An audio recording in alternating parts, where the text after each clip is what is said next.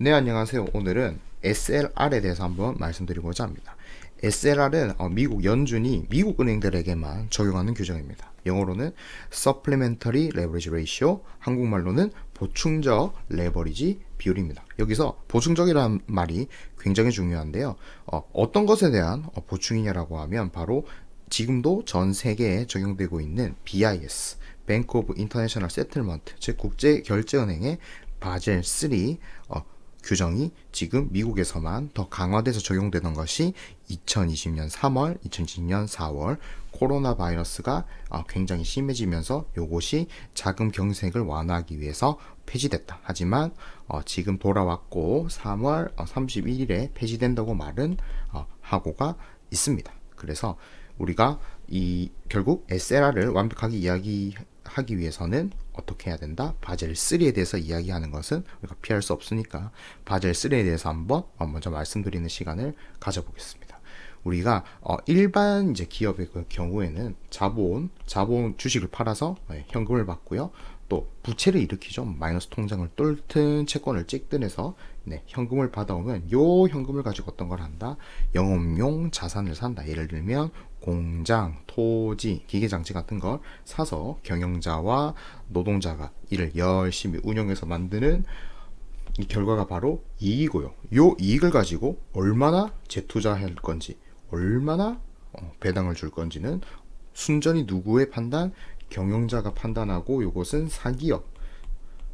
사기업이기 때문에 경영자 마음대로 판단할 수 있는 겁니다. 그게 바로 자본주의고 기업가 정신이죠. 경영자하고 이 주주가 책임질 수 있는 한도 내에서 마음대로 할 수 있는 겁니다.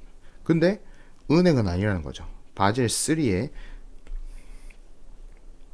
이 규정은 사기업인 은행의 의사결정을 강제적으로 통제하는 규정이 되겠습니다. 그러면 이걸 왜 하는 거냐라고 말한다면 바로 이 금융업, 은행과 예금 취급기관의 특성에 있습니다. 바로 첫 번째는 이 회사들은 아까 전에 일반 회사처럼 자본과 부채를 가지고 어떤 물건이나 장치 같은 토지 같은 걸 사는 게 아니죠. 바로 돈을 가지고 다시 돈을 주면서 자산을 만들어냅니다. 자, 대출 줄 때 여러분들 돈으로 주죠. 무슨 티켓이나 뭐 채권 이런 걸로 주지 않죠. 여러분들 대출 주는 거는 바로 현금으로 줍니다. 즉 현금을 받아서 현금을 주기 때문에 어떻다? 돈을 만들어내죠. 자, 두 번째는 어떤 겁니까? 두 번째는 돈이 필요한 사람과 돈이 남는 사람 사이에 중개를 해줍니다. 자, 저는 집에 노는 돈이 좀 있는데요. 그럼 은행에 가져오세요. 저희가 이자를 드리겠습니다. 라는 거죠. 그럼 어떻게 된다? 돈이 남는 사람이 은행에 돈을 넣죠. 저는 돈이 필요해요. 그러면 이자를 주고 돈을 빌려가세요. 라고 하는 대출을 내줍니다. 그러면 어떻게 된다? 돈이 남는 돈 없이 필요한 곳에 돈이 돌아가게 됩니다. 그래서 어떻게 된다? 경제의 활력소를 불어넣게 되고 우리 경제 전체적으로 효율성이 상승하죠. 자, 근데 어떻게 됐다? 2008년에 이 미국의 은행들이 자기 나라 부동산이 잘 되고 또 이 규제가 허술하니까 어떻습니까? 내가 무한의 위험을 지고 무한의 수익을 얻어갈 수 있네? 라고 생각을 했죠. 그러니까 일반적인 사기업처럼 그냥 모든 돈을 다 위험에 대비하지 않고 싹 다 재투자해버린 겁니다. 그래서 어떻게 됐다? 미국의 주택시장의 버블이 꺼질 때 어떻게 됐다?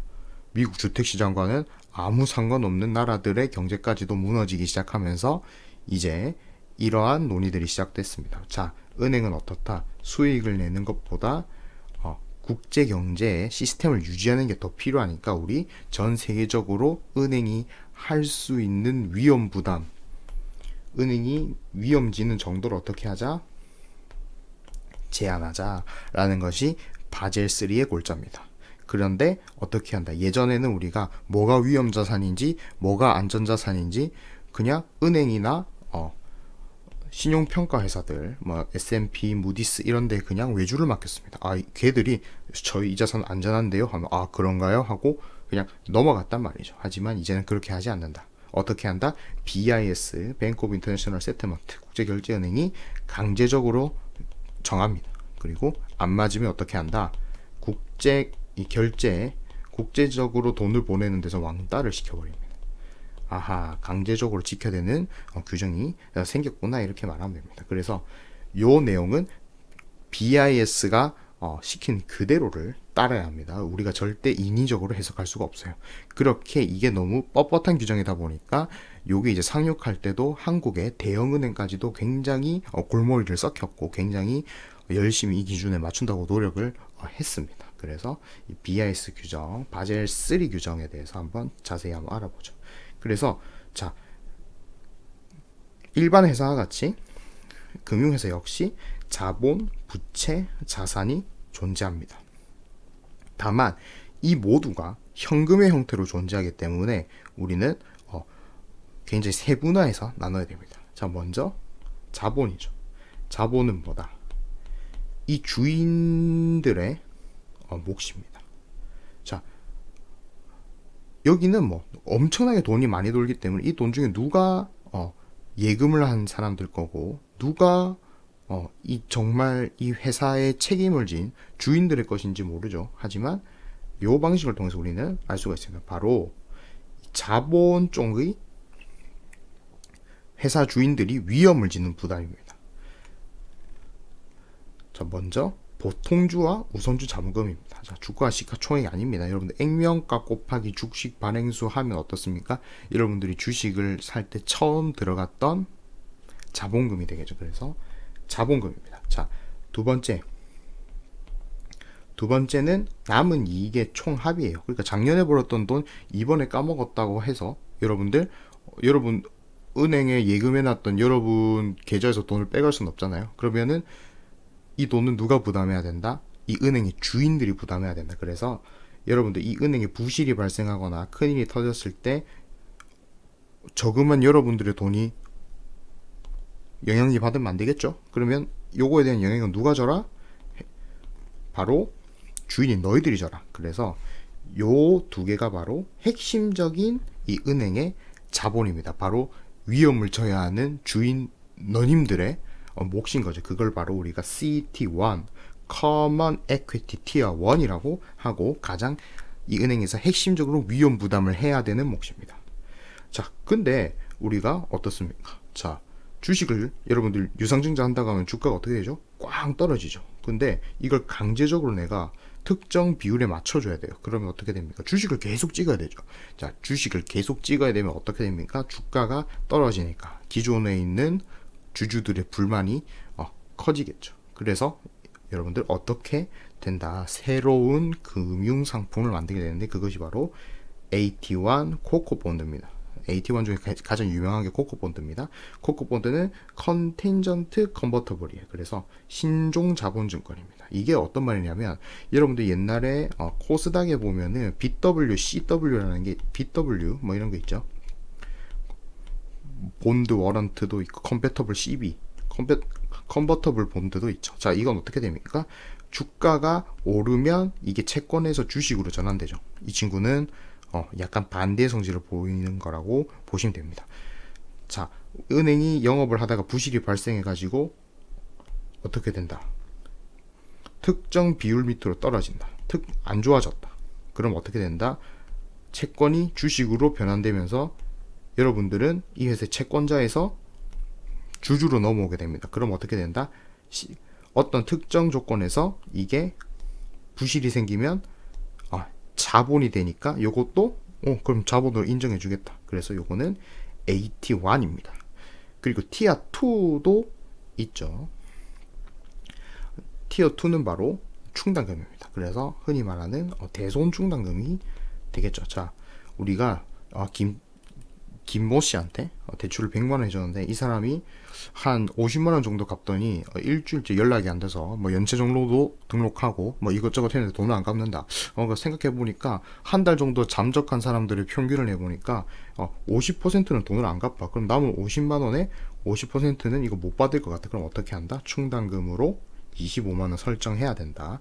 그래서 못 받을 것 같은 돈에 대한 예비금을 적립을 해야 됩니다. 근데 IFRS 9 도입으로 우리가 감사를 할 때마다 계속 실시간으로 재평가해야 돼요. 그러니까 이 사람이 돈을 냈는지 안 냈는지 항상 어떻다?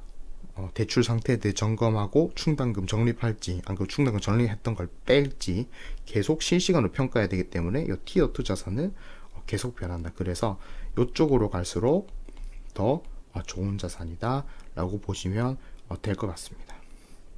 그러면 은행의 이 부채는 무엇인가? 야, 은행이 전 세계에서 가장 돈이 많은데 왜 부채가 있지? 라고 얘기한다면 부채는 이자를 내는 것 말고도 내가 남한테 돈을 줘야 되는 의무만 있으면 그건 다 부채입니다. 부채에는 debt하고 liability 이렇게 두 가지가 있죠. 그래서 이런 걸 또 한번 참고해 보시고요. 자, 첫 번째, 은행이 여러분들한테 줘야 될 돈이 뭐 있죠? 바로 예금입니다. 여러분들 100만 원 통장에 넣었는데 갑자기 은행에서 100만 원 못 드리겠습니다. 이러면 안 되죠. 근데 그러니까 여러분들 은행이 여러분들한테 어떻다? 원금하고 이자를 빚을 진 거죠. 당연히 은행은 줘야겠지만 어떻다? 빚진 거죠. 그리고 두 번째는 이제 중앙은행에서 차입하는 겁니다. 여러분들 예를 들면 연준에서 금리가 0.25%래요. 그럼 여러분들이 0.25%에서 빌릴 수 있습니까? 여러분들은 빌릴 수 없죠. 누구만 빌릴 수 있다? 바로 은행들만 빌릴 수 있습니다. 은행들만 연준이나 한국은행에 가서 거기 나와 있는 기준금리로 돈을 빌릴 수 있죠. 그 기준금리에서 어떻다? 여러분들의 신용도 평가하거나 담보물의 적합성을 평가해서 내가 어떻다? 이 충당금을 쌓아야 할 이 퍼센테이지 정도를 여러분들 맞춰가지고 예대 마진도 살짝 붙여서 어떻게 된다? 여러분들에게 대출을 내주는 거예요. 그래서 이 기준금리로 돈을 가져올 수 있는 유일한 권한을 가진 것이 바로 은행이고, 은행이 결국 중앙은행한테 돈을 빌린 거기 때문에 이것도 부채죠. 자, 세 번째는 일반 회사와 거의 비슷합니다. 뭐 채권을 발행하기도 해요, 은행이. 안 그러면 어떤 거 뭐 다른 쪽과 파생 상품을 계약해서 여러분들 뭐 특정 조건이 되면 이쪽한테 돈을 줘야 된다. 뭐 그런 것도 있고요. 아니면 소형은행 같은 경우는 자기보다 더 큰 대형은행한테서 돈을 빌려오기도 하죠. 그래서 이거는 이 은행의 부채가 될 것입니다. 자, 그러면 은행이 요 자본과 부채를 갖고 자산을 사겠죠. 근데 이것도 다 현금과 금융자산이 완전히 대부분을 차지하고 있겠죠. 첫 번째는 바로 우리가 HQLA라고 하는 High Quality Liquid Asset이라는 거예요. 자, 예를 들면 여러분들이 보통주와 우선주 자본금하고 이익잉여금을 삼성전자 채권을 갖고 있다고 여러분들 생각해 봅시다. 삼성전자는 안 망할 거예요. 그러니까 우리는 CET1 이 우리가 최고 위험할 때 예비로 써야 되는 요 자본을 나는 삼성전자 채권으로 갖고 있을래요 라고 말한다. 그러면 이게 어떻게 됩니까? 삼성전자가 망하면 이 은행은 어떻게 되죠? 그렇죠, 망하게 되겠죠. 그러니까 어떻게 한다? BIS, 아까 전에 말했듯이 안전자산을 강제한다 했죠. 자, BIS에서는 어떻게 한다? HQLA를 의무적으로 여러분들 보유하게 합니다. 그래서 이 HQLA 언제나 어디서나 빠르게 현금화할 수 있고 신뢰할 수 있는 자산은 딱 두 가지인데 뭐다? 현금하고 국채입니다. 국채인데 신용등급이 어디 사이? AAA와 AA- 사이에 국채만 어떻게 된다? 요 자본을 보관할 수 있는 수단은 요거에 한정됩니다. 다른 걸 갖고 있으면 인정이 안 돼요. 그러면 여러분들 야, 넌 CET가 없는 거야 라고 치고 어떻게 된다? 아까 말씀드렸듯이 왕따가 되고 거래가 안 된다, 국제적으로. 자, 그러면 두 번째 자산이 있겠죠. 바로 이 회사의 영업용 자산이죠. 자, 요거는 예비용 자산이에요. 혹시나 위기가 발생했을 때 HQLA가 필요한 거죠. 자, 두 번째는 뭐다? 이 회사의 영업. 자, 은행은 어떤 영업을 하죠? 대출을 하고요. 대출이 가장 큰 이 회사의 영업이 되겠죠. 그래서 어떤 걸 한다? 대출을 내주는데 신용평가를 한다. 그죠? 신용평가를 해서 요거에 대한 위험성을 평가하는데 그 평가 기준도 어떻다? BIS가 다 정해놨다는 겁니다. BIS가 다 정해놨고 그거의 대략적인 기준은 신용도, 연체 유무, 또 담보 유무에 따라 나뉘는데요. 특히 신용도가 좋은 친구들은 위험 부담이 작다고 생각해서 이렇게 깎아줍니다. 그리고 위험 부담이 높으면 어떻게 된다? 오히려 대출해준 금액보다 더 많은 돈을 너희들 적립해야 되라고 이렇게 벌칙을 주기도 합니다. 그래서 어떻게 된다? 빌려줄 때 최대한 어떤 부실 업체에게는 덜 빌려주도록 유도하는 것이 또 이 바젤 3의 목적성이다. 그리고 예를 들면 뭐 주식 담보 대출 같은 경우는 35%, 뭐 상업용 대출 같은 거는 100%, 신용 대출 같은 건 75%인데요. 자, 요거 이제 식을 보시면 알겠지만 100억을 빌려주더라도 이 BIS 계산식에 넣을 때 신용 등급이 좋은 친구한테 넣어주면 어떻다? 비율이 떨어지기 때문에 내가 100억을 대출해줘도 실제적으로 여기서는 20억 대출해준 걸로만 계산을 한다는 거죠. 그러니까 은행 입장에서는 이제 옛날처럼 많은 위험을 지고 많은 수익을 얻는 것보다 어떻게 된다? 낮은 위험과 낮은 수익을 얻는 것이 더 유리해진 시장이 된 게 바로 현재 시장입니다. 그래서 대출액 전체를 더해서 BIS 비율을 구하는 게 아니고 이 바젤 3 자본 비율을 구할 때 어떻게 된다? 위험도가 낮은 차주한테 빌려줬을 때는 조금 더 유리하게 계산이 되는구나라고 알면 되고요. 주담대도 낮게 받습니다. 자, 근데 여기서 MBS라는 게 있죠. 우리가 2008년 금융위기에 이 원흉이 MBS라고 말하지만 사실 뭐 MBS 그 자체의 논리는 나쁘지는 않은 건데 어떻게 된다?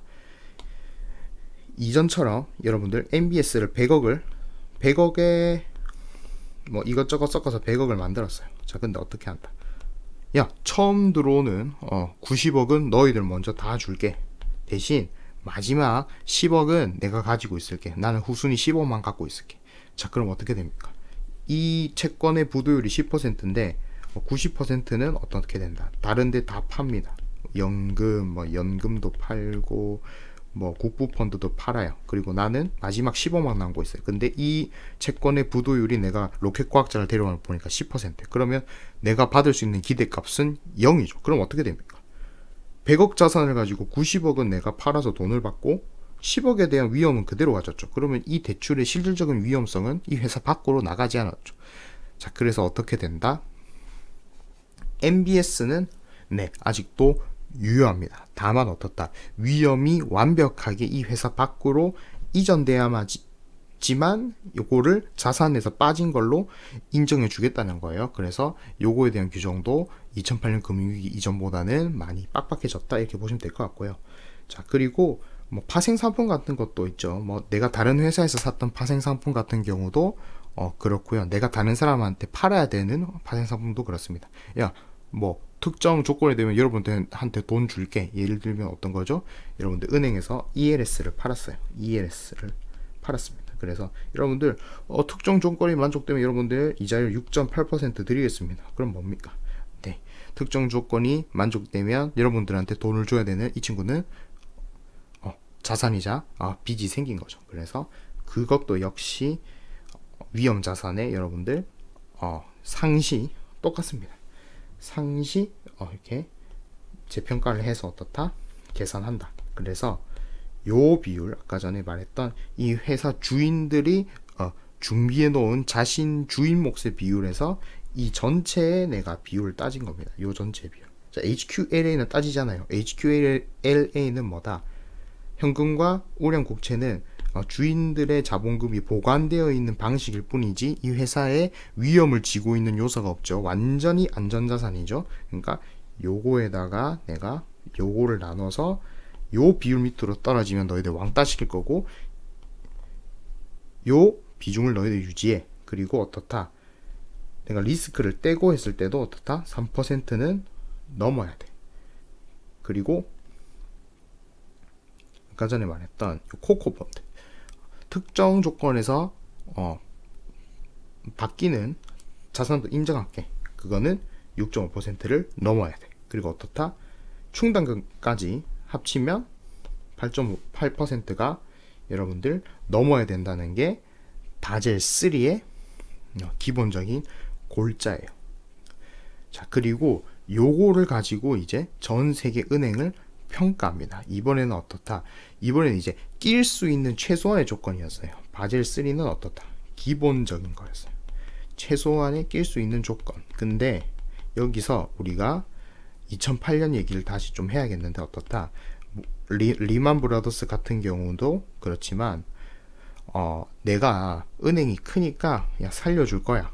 그러니까 어떻게 하자. 경영을 막 하고 책임은 누가 지게 하자. 연준하고 미국 국민하고 전 세계가 지게 하자. 이런 말도 안 되는 논리로 했는데 결국 살아났죠. 그러니까 어떻게 한다. 이제는 전 세계에 영향을 미치는 큰 은행은 이런 기본적인 규제보다 더 빡빡한 규제를 집어넣자라고 만들어진 것이 바로 G-SIB 스코어예요. 그래서 특정 12가지의 특정 기준을 이용해서 평가해가지고 이렇게 전 세계에 영향을 많이 주는 세계적으로 중요한 은행 글로벌 시스테매티클리 임포턴트 뱅스에 포함이 되면 규제를 강력하게 쪼아서 도덕적 해이에 대한 대마불사가 아니고 아예 규제로 더 올가면서 대마불사를 강제적으로 만들어버리는 게 이 BIS의 점수표인데 어느 게 가장 많이 들어간다? 토탈 익스포저. 토탈 익스포저는 뭐다? 바로 이거죠. 위험에 노출된 자산이 얼마나 많은지가 제일 비율이 크다 이렇게 보시면 될 것 같고요. 그래서 어떻게 된다? 이 점수가 높을수록 이 비율 원래 아까 기본적으로는 4.5%였던 거를 은행이 크고 더 많이 대형이 될수록 높은 비율을 갖는다 이렇게 보시면 될 것 같고 지금 4단계 5단계는 없습니다만 3단계에 들어오는 친구들이 JP모간 시티그룹이고요 2단계에 들어오는 친구들이 뱅크 오브 아메리카나 중국은행 도이치뱅크 중국건설은행 미쓰비시 UFJ도 있고 밑에 뭐 1단계는 굉장히 많습니다. 뭐 우리나라 은행도 거의 레벨 1에 있다고 보면 되고 레벨 2에 있는 걸 거의 중국은행, 일본은행하고 도이체뱅크 이 정도라고 여러분들 보시면 될 것 같습니다. 그래서 미국이 이제 어쨌든 이런 카테고리의 큰 은행들이 미국 은행들이 많으니까 어떻게 된다. 야 2008년처럼 말아먹지 말고 우리가 좀 더 철저히 준비해가지고 이번에는 좀 잘해보자라고 해서 만든 게 SLR이죠. 그러니까 G-SIB 점수에서 필요한 요구보다 한술 더 떠서 다른 은행들도 요 이상으로 좀 맞춰주는 것이 SLR 규정이고 아까 전에 말했듯이 이 바젤 3에서 티어 1 자본은 바젤 3의 규정을 그대로 따르고요. 밑에는 모든 위험 노출도입니다. 이게 무슨 말이냐면 아까 우리가 이렇게 특정 회사의 신용도나 특징에 따라서 이 BIS는 어느 정도 좀 깎아준 경향이 있다 하면 이건 어떻다? 그냥 몽땅 다 두드려 박은 겁니다. 그러니까 이 할인 혜택이 없는 거예요. 그래서 그렇게 해가지고 어떻다? 3% 최소 너희들 3%는 맞춰와 라고 말한 것이 바로 이 SLR이고요. 근데 3%만 맞추면 어떻다? 여러분들 주인들에게 배당이나 직원들한테 보너스를 줄 수가 없습니다. 그거를 일반 회사처럼 아까 전에 이렇게 빙빙빙 돌리고 배당 주고 보너스 주려면 너희들 5%는 맞춰 라고 말한 겁니다. 그래서 어떻다? 많은 은행들이 이 5% 위를 맞추기 위해서 굉장히 노력했다. 그리고 그 밑으로 간 은행들은 배당을 이렇게 일정 수준 제한하거나 금지를 했다. 이렇게 보시면 될 것 같습니다. 다만 아까 말씀드렸듯이 2020년 3월 그리고 3월이나 4월쯤에 이 규정들이 차차 폐지되면서 어떻다 3% 유지했던 것을 없애고 야 일단 우리 미국의 이 조금 더 엄격한 규정은 이제 적용 안 하고 너희들 최소한 바젤 3 규정은 맞춰. 자 여러분들 미국이 SLR하고 스위스 국제결제은행의 G-SIB하고 바젤 3는 아무런 관련 없습니다. 이 규정은 아직 살아 있고요. 더 엄격하게 적용할 거예요. 이런 유동성 완화 정책 때문에. 그래서 너희들 이 규정에만 맞춰. 그래서 우리가 계산을 해보니까 어떻다. 1% HQLA가 예비금 바로 어떻다. 맡겨뒀던 그냥 놔둔 현금하고 쓸모없는 미국 국채 AA 그때는 쓸모가 없었죠. 왜냐하면은 국채 금리가 0.75%니까 뭐 돈 하나도 못 버는 거니까요. 그래서 그거를 사람들한테 아까 전에 자금 중개인 역할로 개인하고 기업에 빌려주니까 그게 2,500억 달러 약 280조 원 정도가 추가로 미국 경제에 뿌려졌다 이렇게 보시면 될 것 같고요. 이 차트도 미국 코로나 사태는 쓸모가 없죠. 왜냐하면 일단 모든 은행의 배당을 긴급적으로다가 연준이 3월인가 4월 달에 금지를 했기 때문에 사실상 뭐 이 비율을 안 맞추고 딱 여기 붙어가지고 BIS 규정만 맞추면 아무 문제 없는 거니까 이제 그렇게 돈이 풀렸다는 겁니다. 근데 지금 현재 상황은 어떻다? 많은 전문가들이 얘기하기로 BIS 규정 끝까지 왔다. 일단 현재 상태는 그렇습니다. 자, 그러면 이제 어떻게 될 것인가? 다시 BIS가 어쨌든 이제 있었는데 SLR이 다시 들어오면, 자, 연준이라는 새로운 유동성을 공급하면 원래는 소비자 기업들한테 더 많이 갔는데 이제는 이 채권이나 채권으로 보유하는 양이 늘어났겠죠. 그러면 SLR이 다시 들어오면 채권의 보유량은 늘고 이런 소비자 기업한테 가는 경기 부양적인 이 은행의 역할은 줄어들 것이 분명합니다. 자, 다만 연준이 SLR 자체를 좀 수정하겠다 이런 이야기가 나오고 있긴 한데 그거에 대한 이야기는 제가 주말 사이에 들은 게 없기 때문에 요거는 알려진 바가 없다. 또 두 번째로 이제 여러분들이 미래에 또 잘 지켜봐야 되는 연준의 행동이 바로 웰스파고의 에셋캡이 있다는 겁니다. 그래서 2016년에 웰스파고가 없는 고객들 명의로 여러 가지 계좌를 만들고 뭐 가짜 개인정보 도용 및 불법 행위로 이 회사는 더 이상 아까 말씀드렸죠. 내가 자본을 받고 부채를 받으면 이 자산을 늘려서 이자를 받아가지고 장사를 더 크게 이렇게 더 스노우볼을 선순환 구조 굴려야 되는데, 야, 너희들은 사기꾼 사기적인 짓을 했고 안 좋으니까 어떻다. 너희들 대출하고 이런 걸 늘리지 마. 너희들 예금도 더 받지 마. 너희들 딱 여기서 영업을 더 이상 키우지 마라고 해서 그 사이즈가 2천조 원으로 픽스가 됐다. 근데 어떻다? 웰스파고라는 은행 자체가 굉장히 소비자 중심적인 은행이기 때문에 어떻게 본다면 미국의 4대 은행 중에 한 곳에 불이 꺼진 겁니다. 그래서 만약에 이후에 미국 연준이 또 웰스파고에 대한 입장을 좀 바꾼다면 요 SLR의 버금가는 효과를 가질 수 있다. 왜냐하면 웰스파고가 작동을 중지한 지가 벌써 5년이 됐고 그 사이에 많은 규제들이 폐지됐는데 그게 딱 풀리기 시작하면 원래 요만큼 열리는 갭이 열려야 되는데 지금은 갭이 이만큼 열리게 되겠죠. 그러다 보니까 요거에 따라서도 미국 경제 또 미국 유동성에 큰 차이가 있을 수 있다는 점을 말씀드리면서 오늘 여기서 말씀 마무리하도록 하겠습니다. 네, 들어주셔서 감사합니다.